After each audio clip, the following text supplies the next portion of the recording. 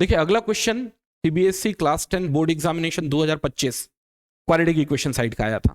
आपके पास सबसे पहले एक लॉन था कुछ इस तरीके का रेक्टेंगुलर स्ट्रक्चर, और आपने बगल में एक विड्थ छोड़ी हुई है, स्ट्रिप छोड़ी हुई है, जिसकी विड्थ जो है वो कॉमन है, जनरली होता है। आप लॉन में जाएंगे तो चलने फिरने के लिए एक लॉन की विड्थ छोड़ी जाती है जो यूनिफॉर्म ही होती है, अदरवाइज चलते में हो सकता है कि आप कहीं डिस्टर्ब होकर गिर जाए। तो यहां आपको क्लियरली दिया हुआ है इसका विड्थ एक्स है, तो अगर इसका विड्थ एक्स है तो जहां भी नीड होगी I will be using this width as x. मुझे लगता है कि यहां कई लोग बच्चे मिस्टेक किए। क्वेश्चन पढ़ लेते हैं।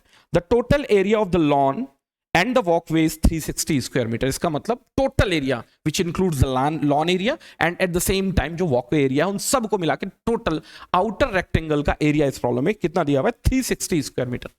360 स्क्वायर मीटर। यह the width of walkway is same on all the sides, ठीक है। The dimension of lawn itself is 12 meter by 10 meter. इसके विड्थ इस प्रॉब्लम में दी हुई है, ये दी है 12 और ये दी हुई है 10 मीटर, कुछ इस तरीके से। आपको सबसे पहले गिवन डेटास के साथ क्वाड्रेटिक इक्वेशन फॉर्म करना है, दैट्स द फर्स्ट क्वेश्चन, जो काफी आसान है। देखो रेक्टेंगल का अगर एरिया देखते हैं, बाहर का रेक्टेंगल का एरिया दिया हुआ है, तो it is going to be complete length into complete breadth. So main what is going to be length. 12 में x अप लेफ्ट की तरफ जाएंगे और x अप राइट की तरफ जाएंगे, तो it is suppose to be 12 plus 2x, and same goes with 10 plus 2x, and that becomes 360। Agreed? फटाफट इसका कैलकुलेशन कर लेते हैं। 12 10 जा 120, then 24x, then 20x, then 4x square is equals to कितना? 360। पहले आपको क्वाड्रेटिक इक्वेशन पूछा है। क्या पूछा है पहले आपको? Quadratic equation. चलिए फटाफट इसको रीअरेंज कर लेते हैं। It is going to be 4x square, this is going to be 44 times of x, 120 360, this is suppose to be of minus 240 is equals to 0। यहां से 4 कॉमन निकल रहा है, आप निकाल के पहले उसको कंप्लीट करें। Here it is going to be x square plus 11x minus how much it is 60 is equals to 0, is equals to 0। तो यहां से आपको जो क्वाड्रेटिक इक्वेशन निकालने पूछा गया था वो निकल गया है।